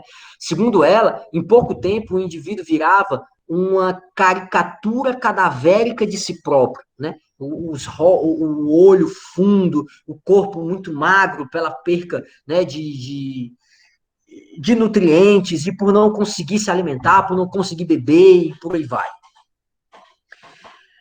A epidemia também era conhecida, e aí principalmente isso vai aparecer nos jornais e nos discursos dos sacerdotes, como o judeu errante ou anjo do extermínio. Essa expressão o judeu errante, ela era muito presente, né, na Europa durante toda a Idade Média. Vai passar para o Brasil essa expressão, que é a partir da lenda de um cara chamado Achueros, ou Achuveros, que seria, segundo essa tradição aí, um sapateiro que trabalhava na Rua do Calvário, né? E segundo a lenda, quando Jesus estava passando com a cruz, na segunda queda, né? Jesus teria tido 3 quedas, na segunda queda ele teria caído na frente da loja desse sapateiro aí. E ele se negou a dar água para Jesus, a auxiliar e tal, né? E aí Jesus teria dito para ele, ó, você está rindo de mim porque eu vou morrer, então eu lhe condeno a nunca morrer. E aí o Ashverus teria se tornado um errante, ele passou a sentir uma dor imensa, que ele não conseguia ficar parado, e ele começou a rodar o mundo, só que como ele não morria, ele ia carregando no corpo dele todas as doenças. E isso virou meio que uma grande metáfora na Europa para dizer que judeu é sinônimo de coisa ruim. Essa figura de linguagem aí do judeu errante que aparece no cólera aqui no Brasil foi ressuscitada lá pela Alemanha nazista na década de 1930 e 1940. E a figura do anjo do extermínio tem uma relação direta com o Apocalipse, né? Aquela ideia dos 4 anjos do extermínio, né? A fome, a peste, a guerra e tal. Só que, quando a gente fala sobre a epidemia de cólera, ela traz um grande legado para o mundo, que é o nascimento da chamada epidemiologia. O que é isso? É uma arte, né, uma ciência que estuda como é que as doenças são transmitidas. Então, a primeira vez que se conseguiu mapear uma doença foi exatamente a epidemia de cólera, e quem o fez foi um médico inglês chamado John Snow. Não tem como a gente errar ou esquecer esse nome, porque lembra aquele carinha lá do Game of Thrones, né? O Jon Snow. Então, essa ilustração que eu trago para vocês, ela era uma das gravuras que foi feita pelos jornais londrinos, né, na época que Londres foi atacada pela epidemia de cólera e tal, e se tentou identificar que nos bairros onde eu tenho grande concentração de pessoas, havia uma maior quantidade de contágio. Vejam vocês como uma lógica torta pode acontecer. Lembra daquela fala do Schlegel, que dizia que o pútrido normalmente está identificado com o demoníaco e com a desordem? A galera, nessa época, fez a seguinte associação. Por que que nas casas mais pobres se tem maior quantidade de doença? Porque são pessoas mais viciadas, que não respeitam a norma, a moral, os bons costumes, que bebem, que têm depravação, sendo que não tem nada a ver. E aí o Jon Snow vai ser excelente, né, quando ele traz para a gente a ideia de perceber o que é que causava a doença. E ele vai dizer que não tem nada a ver com essa questão da moral aí. O que é que ele encontrou? Assim que cheguei ao local, percebi que todas as mortes haviam ocorrido nas proximidades de uma bomba d'água. Ele identificou, né, através de um mapinha, os casos graves de cólera, os casos de morte provocadas pelo cólera, e que todas as casas tinham uma coisa em comum. Todas elas pegavam água na mesma fonte, que era a fonte da rua Broad, né, a Broad Street. Tanto que, ó, tá aqui, ó, o mapinha, eu fiz questão de trazer ele para vocês. Aqui é a tal rua, a Broad Street. E os locais onde eu tenho a maior intensidade do ataque é aqui. Uma das coisas que ele percebeu, inclusive, foi que lá próximo dessa rua tinha uma fábrica de cerveja. E nessa fábrica de cerveja, ele conversou com o proprietário, o senhor Hoggins. E ele disse, ó, o senhor Hoggins me informou que havia mais de 70 funcionários em sua fábrica de cerveja e nenhum tinha sofrido de cólera.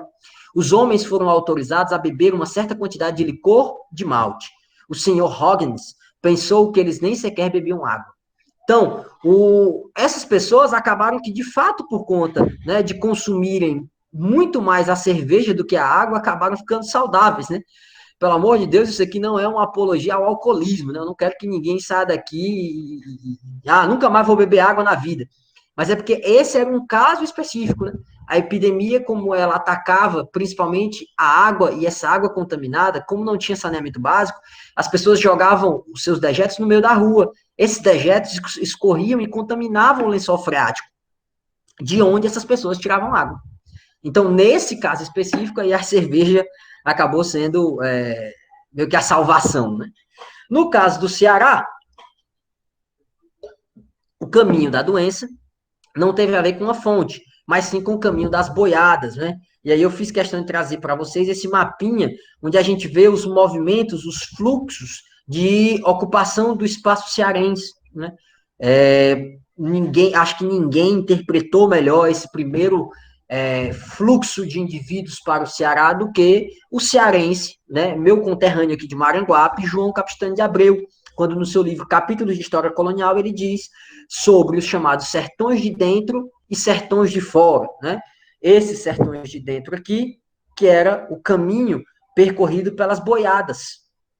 Então, é através dessas boiadas que o Ceará começa a ser ocupado e onde eu tenho o primeiro grande produto economicamente atrativo para cá. Não à toa, né? Os grandes centros desta época estavam localizados por aqui, ó. Crato, Icó, Aracati.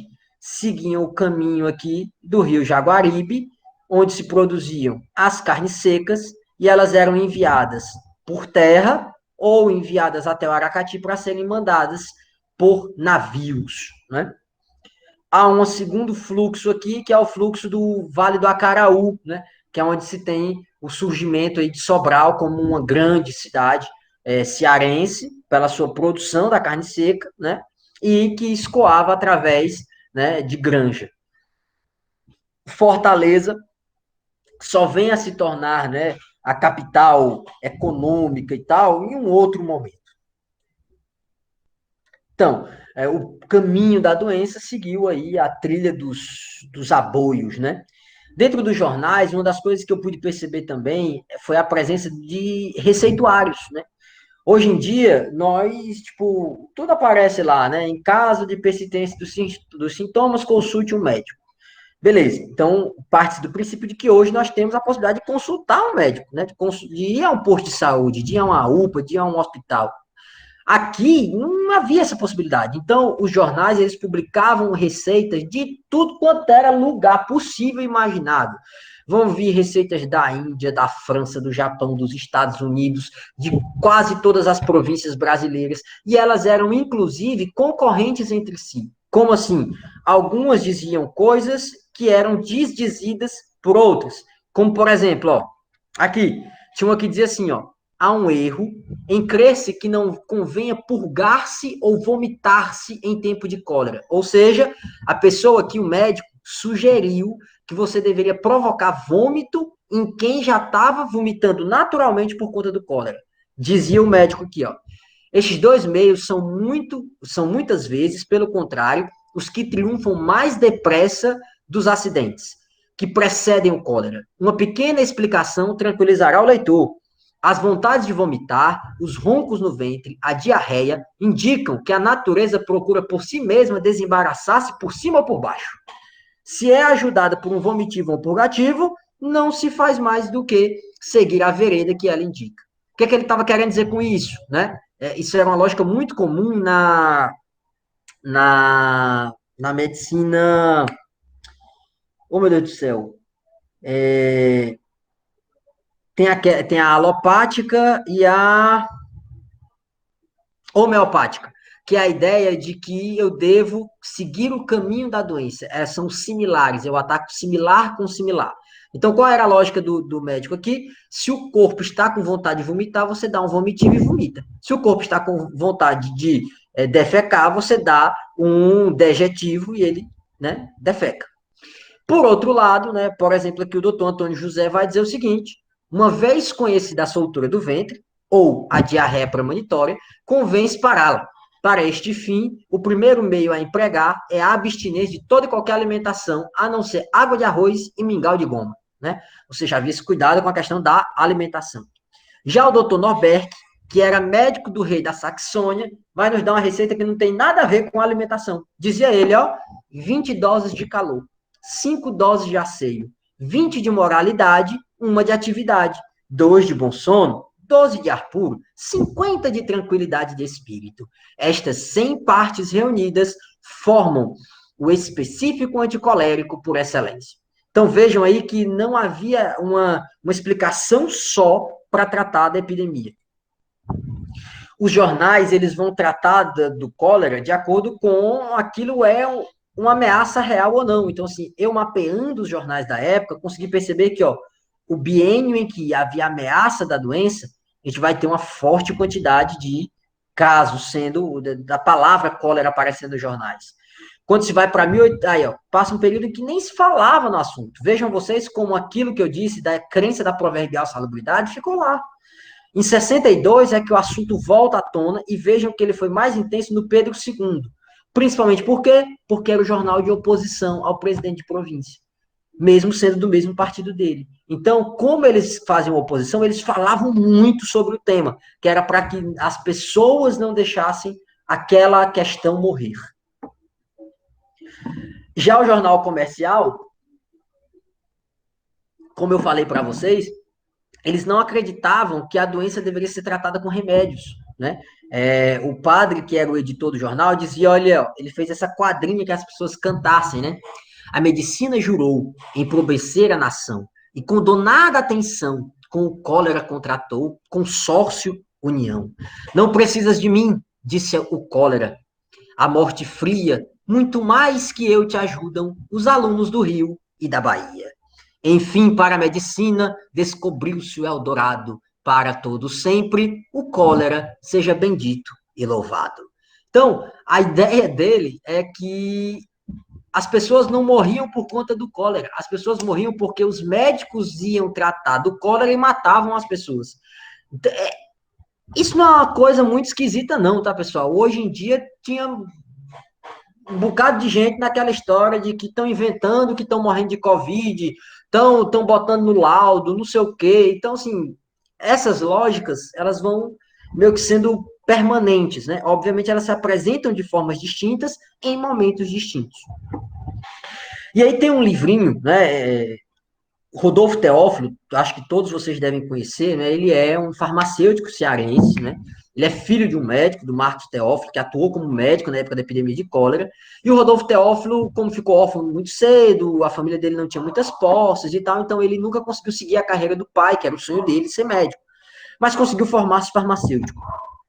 E ele, além de farmacêutico, ele é um grande literato, assim, acredito eu que se Rodolfo Teófilo tivesse nascido, né, nos grandes centros, né, porque infelizmente no Brasil parece que o pessoal tem uma atenção excessiva, né, tudo que acontece naquele eixo sudestino, Rio, São Paulo, Minas, o pessoal dá mais atenção.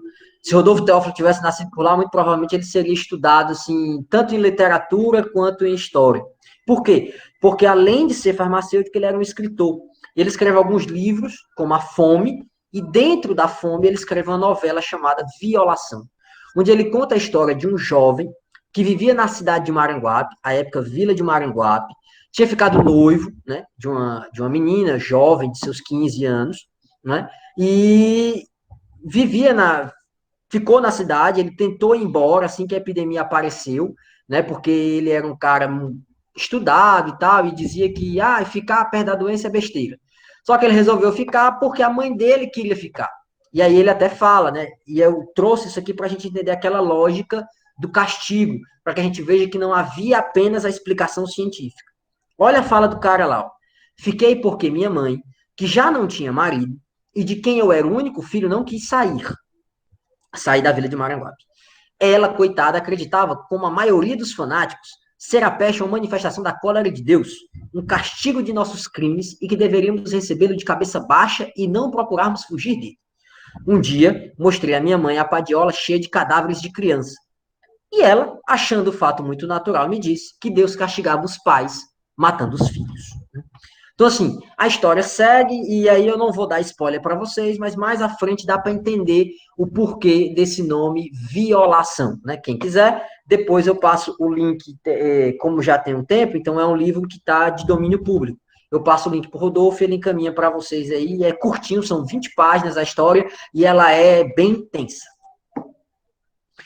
Então, assim, durante muito tempo, essa ideia do medo, né, conduziu a ação das pessoas, mas havia um risco, né? Os médicos diziam que falar sobre a epidemia é caminhar no fio da espada. Por quê?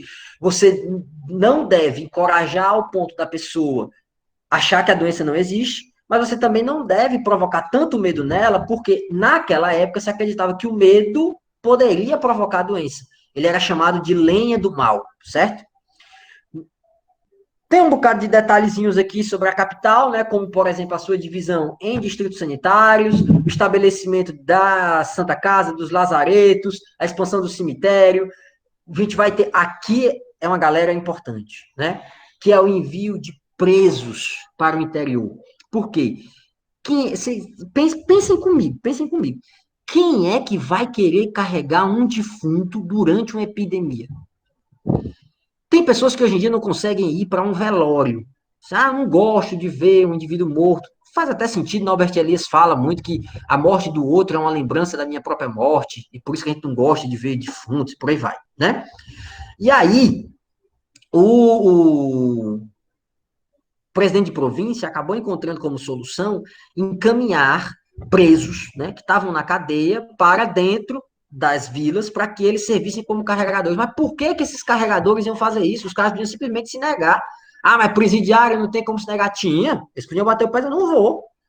Então, a eles era prometido, né, a liberdade, porque ele mandou para lá, principalmente os caras que eram condenados à prisão perpétua nas galés. O que é isso? Né?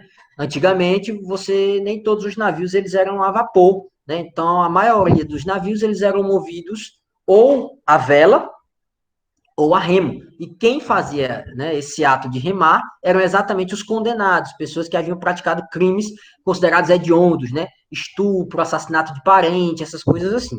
E aí esses caras receberam a oferta de, vai para a cidade que tiver lá, empesteada, trabalhem como carregadores de defuntos, se você sobreviver, você está perdoado, né? Aquele livro que eu disse para vocês, o Violação, ele conta a história, né, de dois desses carregadores de defunto e algumas coisas que eles fizeram lá na vila de Maranguape.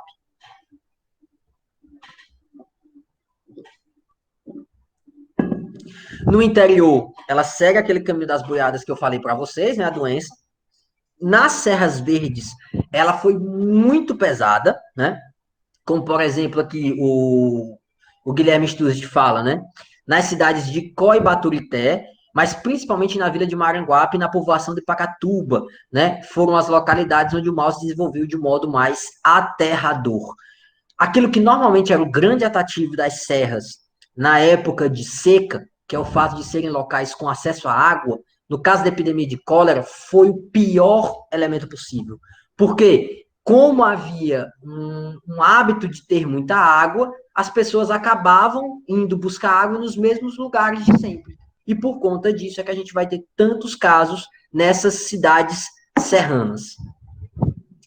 Aí eu trago para vocês aqui uma imagenzinha, né? Isso aqui é uma pintura do período medieval, onde eu tenho um cavaleiro, né? Com um arco, e ele está atirando nas pessoas. Por que isso? Porque a metáfora que se utilizava durante muito tempo era de que a doença era como se fosse uma chuva de flechas que vem do céu.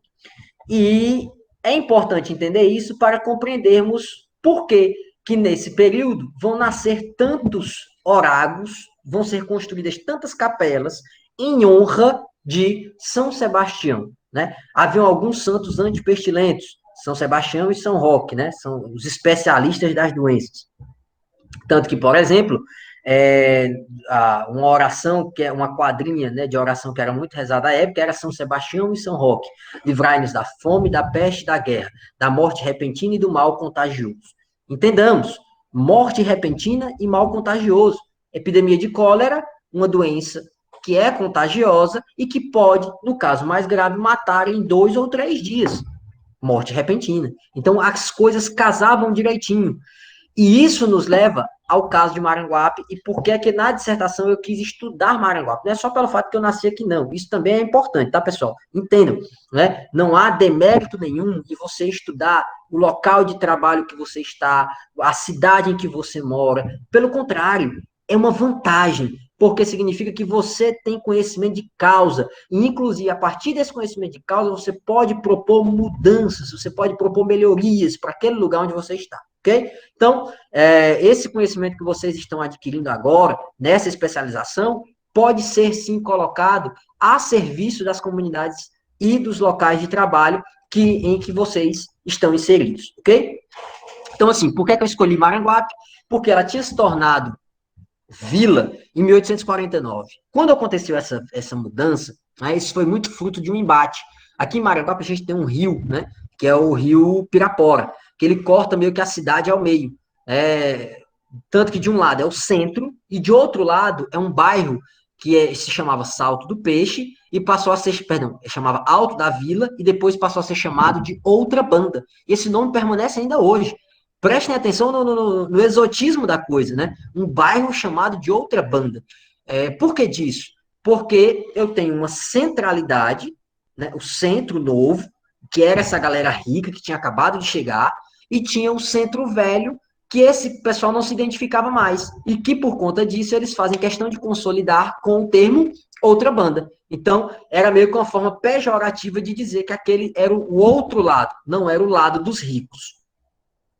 Quando eles fizeram isso, um dos grandes símbolos de quando você se torna uma cidade era você, isso na época do Brasil Império, receber um pelourinho e você receber uma matriz. A matriz de Maranguape, ela é fruto do fim da extinção da cidade de Messejana, né? Messejana passou a ser parte de Fortaleza e a paróquia que tinha lá é mandada para Maranguape.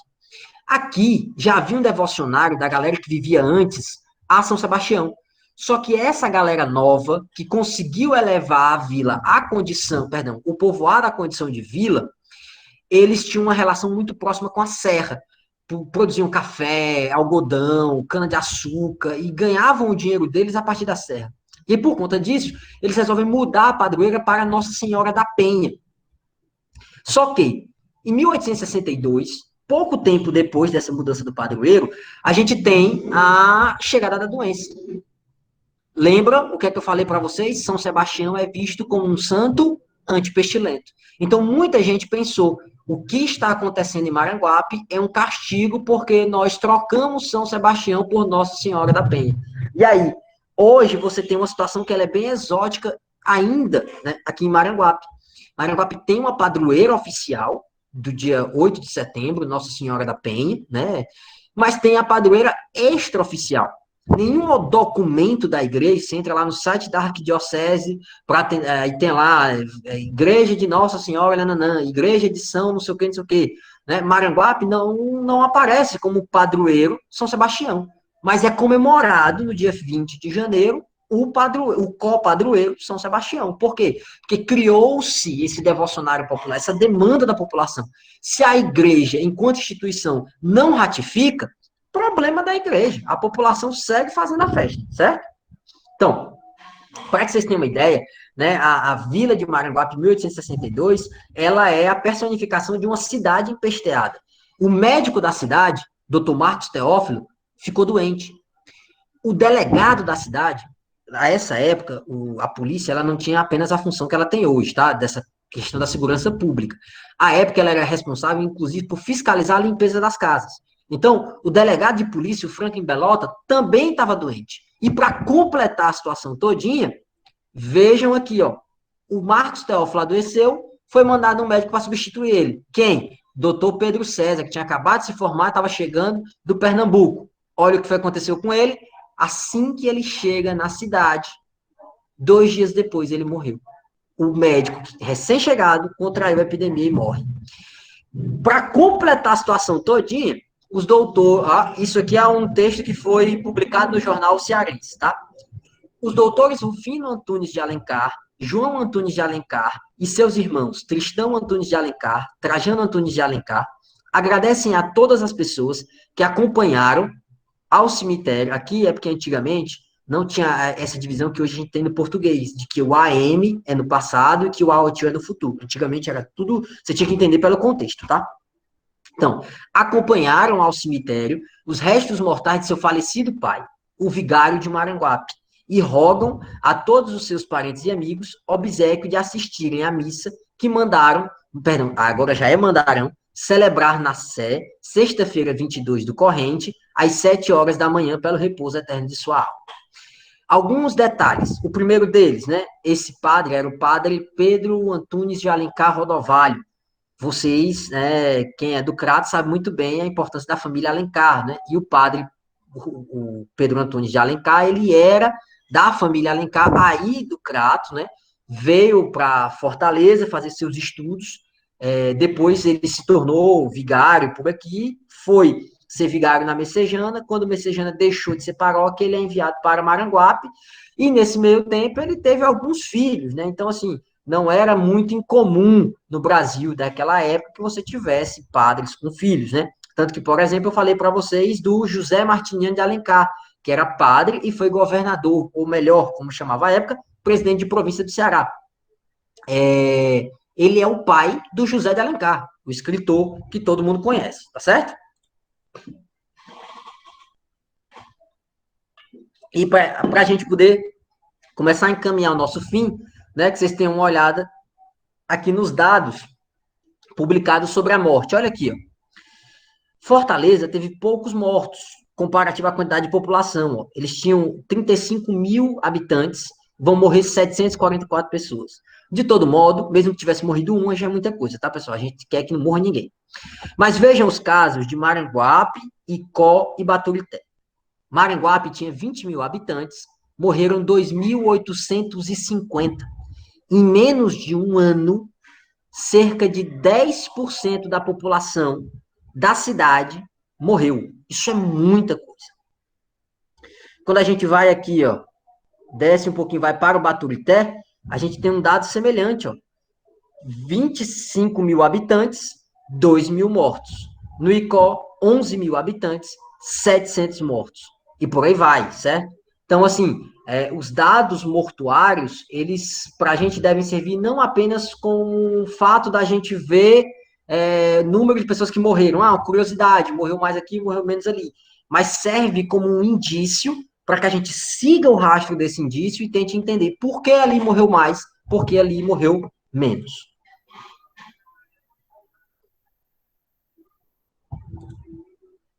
E aí, né, isso aqui é uma coisa que eu tenho uma curiosidade e acho que, né, poderia ser pensado mais à frente em outras pesquisas, que são questões étnicas, né? Por quê?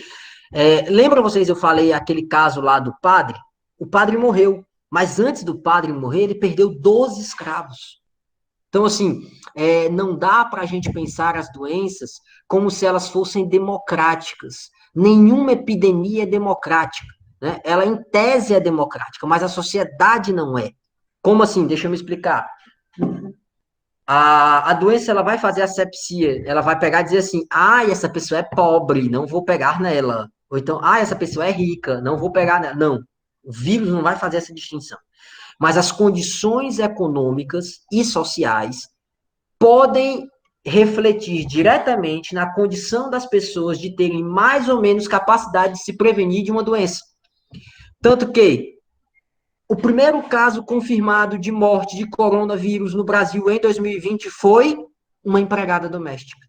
Apesar dos primeiros casos terem sido de pessoas ricas, que trouxeram a doença das suas viagens aí para a Itália, da Inglaterra, da Espanha, mas o primeiro caso de morte foi uma empregada doméstica.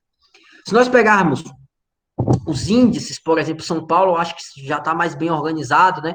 Tem bairros como Jardins, onde se teve uma quantidade considerável de casos, mas poucos casos de morte. E bairros mais pobres, como Paraisópolis, por exemplo, onde se teve quase que a mesma quantidade de casos, mas a taxa de morte está lá em cima. Por que isso? Pelas condições econômicas. No caso do Brasil Império, isso se refletia muito nas condições étnicas. Por quê? O Brasil carrega a chaga da escravidão. E a essa época, imagine vocês, o direito dizia que o escravo era uma coisa, o escravo era um objeto que pertencia ao seu senhor. Vocês acham que ele ia se preocupar em dar remédio, em prevenir, em cuidar dos seus escravos? E uma outra coisa que eu acho que é importante a gente olhar também são essas questões de gênero. Por quê?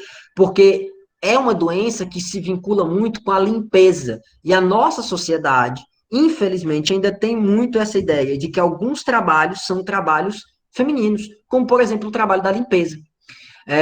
Tem uma carta de um cirurgião que cuidava da enfermaria, que foi montada aqui em Maranguá, porque ele fala que uma das principais dificuldades que ele está encontrando é com relação aos lençóis da enfermaria, porque os lençóis todos estavam sujos e ele não encontrava mulheres que o lavassem.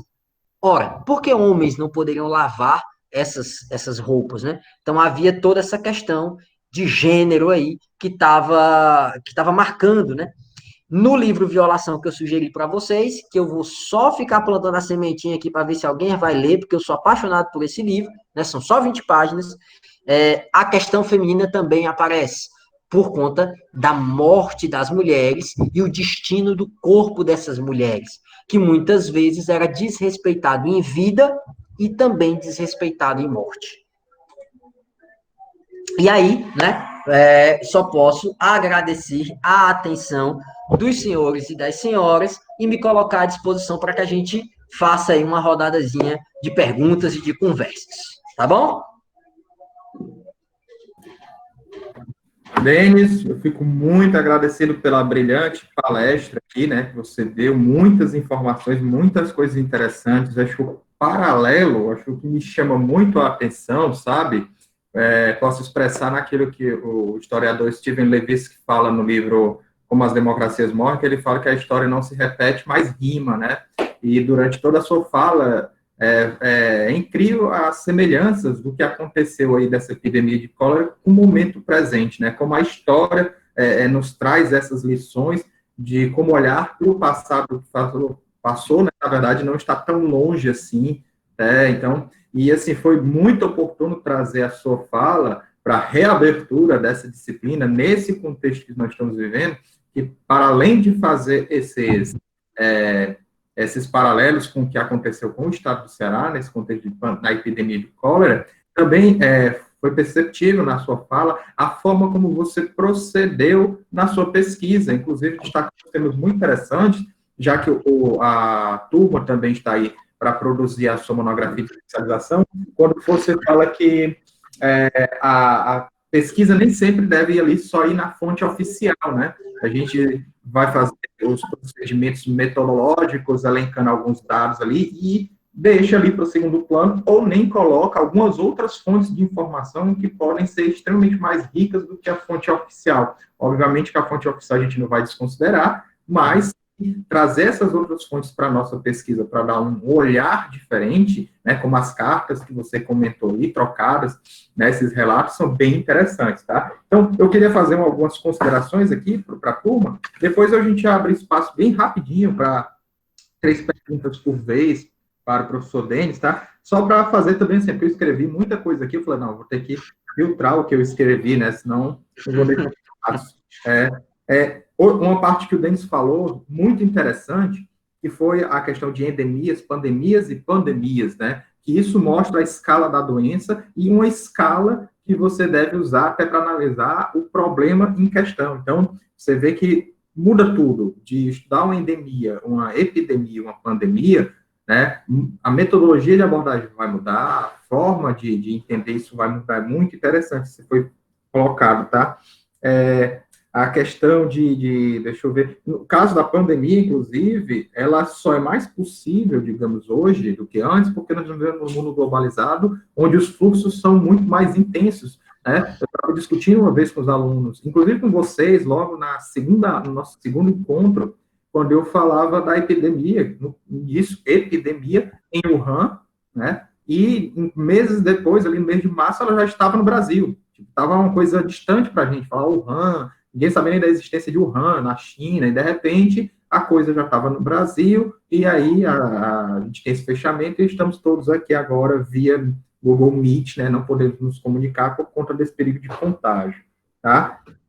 A questão muito interessante falada da cólera, né, por conta do contato com fezes e vômitos, isso lembra muito a questão de saneamento básico, que é uma questão extremamente ambiental. Então, eu não pude deixar de notar como esses aspectos ambientais estão perpassados aí na fala do professor Denis, né, como um desenvolvimento que visasse esse controle da questão sanitária. Claro que isso veio no discurso higienista depois, né, falar de reorganizar a cidade, isso aconteceu com Fortaleza, e essa história de deixar a cidade organizada, o belo, a ordem, traz a saúde, é muito do que nós vimos rapidamente no discurso da geografia, chamado determinismo geográfico, né, que é aquela coisa de tentar explicar o social através de uma espacialidade. Então, se achava que, vou organizar a cidade, deixar mais bonita, mais florida, que não vai haver doenças, propagação de doenças, né. Deixa eu ver aqui. Outro paralelo muito interessante, quando ele falou da AIDS, né, como o câncer gay, e o paralelo hoje, falar de coronavírus, o vírus chinês, né? Então, é incrível como essas coisas vão se repetindo. Questão da máscara do papagaio e a máscara N95, né? No passado, você teve essa máscara aí, que é assustadora, tá em filmes de terror, filmes, né, do gênero, mas aparece aqui a máscara novamente, só que no novo formato, né? E muita parte interessante que fala do aerismo, né, do ar na natureza, isso lembra muito o que a gente tratou na segunda aula, né, nós só tivemos 2 aulas, então tem um pouca coisa para lembrar assim, que eu trouxe os estudos do Mark Sorry, ele fala do complexo patogênico, né, que estabelece a relação entre as doenças e o espaço geográfico, onde ele observa essa relação em 3 planos, o plano biológico, características dos indivíduos como seres vivos, o plano social, que é a capacidade dos indivíduos de mudar o seu espaço, e o plano físico, que são os fatores naturais, como altitude e temperatura, que entra aí na fala que o professor comentou sobre a peculiaridade da geografia física do Ceará, né, que o discurso na época achava que, pelas condições específicas da localidade do Ceará, não era propício a se pegar essa doença. E esse discurso foi preferido nesse contexto de coronavírus, que é falar, o Brasil, um país tropical, né, não tem possibilidade de contágio,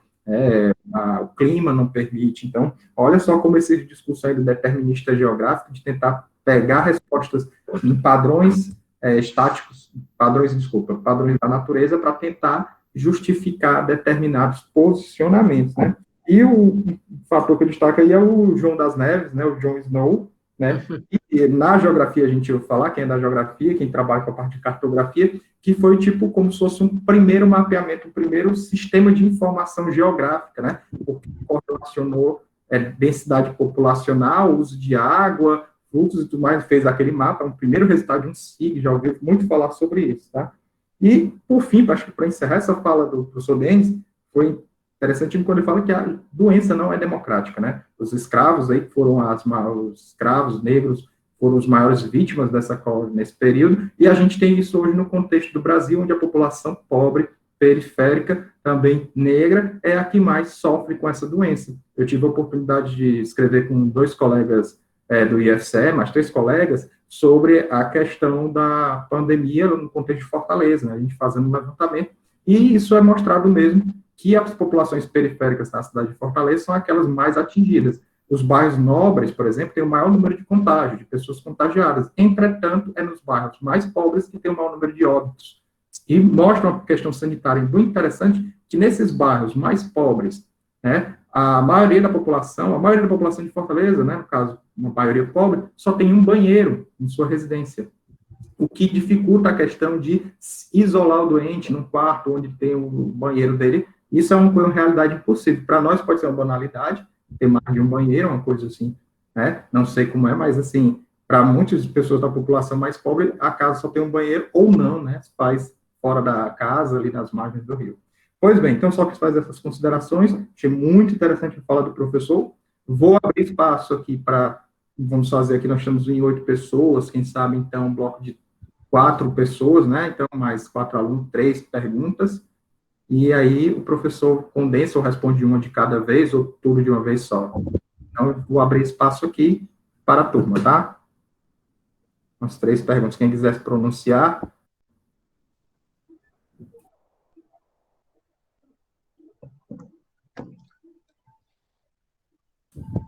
Alguém? Uma pergunta foi feita nessas 2 horas de palestra. Tá todo mundo assistindo ao jogo aí, rapaz. Olha aí, não estão nem? É,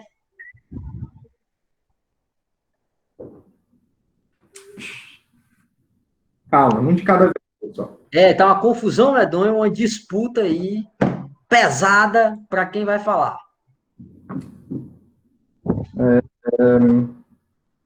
Não, pelo jeito, eles estão presentes, né? Temos pessoas presentes. Alguém em consideração? Uma pergunta, uma análise, alguma observação? Então, pessoal que foi todo mundo aqui está bem satisfeito, né? Tem alguém que Ó, pergunta, uma peraí. boa pergunta essa do Jefferson, né? Com relação às doenças, os principais causadores seriam os homens ou os animais, né? As doenças, elas são fruto das interações, né? Então, boa parte das doenças que os seres humanos têm são frutos das chamadas zoonoses, que é quando o homem entra em contato com esses animais.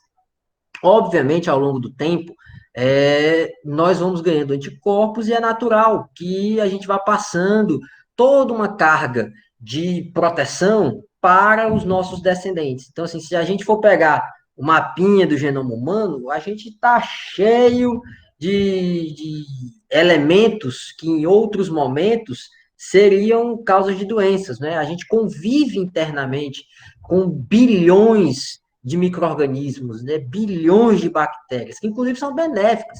Acho que todo mundo aqui já deve ter visto alguma vez na vida propaganda daquela bebida fermentadazinha, né? Os lactobacilos vivos. Então, assim, micro-organismo, bactéria, não necessariamente é ruim, mas quando ele entra em contato com o nosso corpo, né? Esse micro-organismo, e provoca um desregulamento, aí sim a gente tem uma doença, né?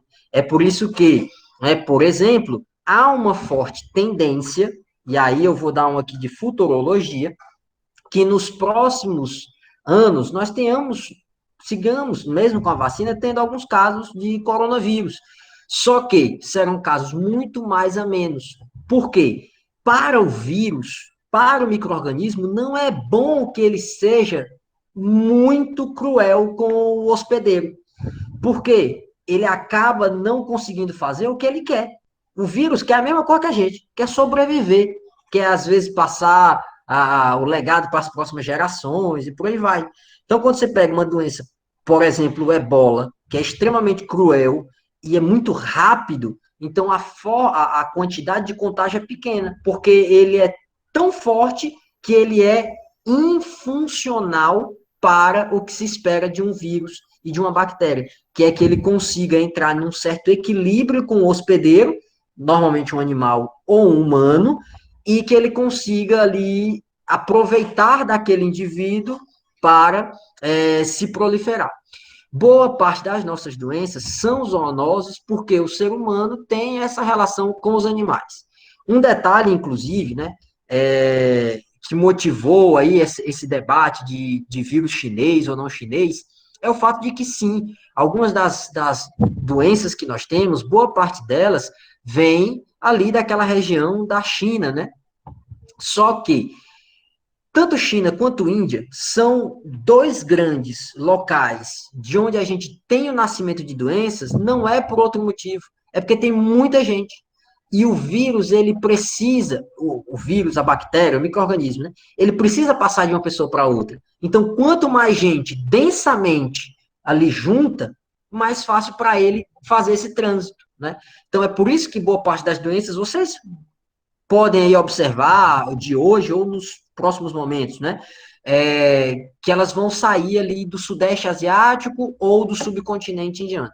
No caso do Sudeste Asiático, é ainda mais fácil que venha do que da Índia, por uma questão alimentar. E aqui, só para constar, não é uma defesa de uma postura alimentar específica, mas é porque o Sudeste Asiático tem uma forte presença de pessoas que se alimentam de planta e de animais. Então, é mais fácil para essas pessoas que se alimentam de animais ter contato com os vírus e as bactérias, os micro-organismos que estão no interior dos animais. Já no caso da Índia, você tem o maior contingente de pessoas vegetarianas do mundo, né? Então, eles acabam tendo menos contato com esses animais. Assim, tem contato, mas não é de forma alimentar. Então, até por conta disso, eles não têm tantas doenças novas aparecendo por lá. Mas a gente pegou um exemplo aí, que é o cólera, de uma doença que era endêmica lá, que não tem a ver com o contato com animais, e sim com dejetos, né? Então, para ser bem mais específico, respondendo o comentário do Jefferson, principal causador das doenças, a grande maioria das doenças que o ser humano tem são as chamadas zoonoses, doenças que advêm de outros animais, certo?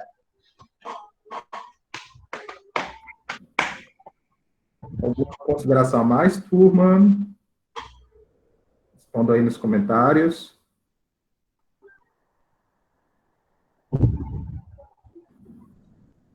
Pois bem, então eu agradeço em nome da turma, em nome do Instituto Federal do Ceará, Campus Crato, e do curso de especialização em gestão de manejo de riscos ambientais, né?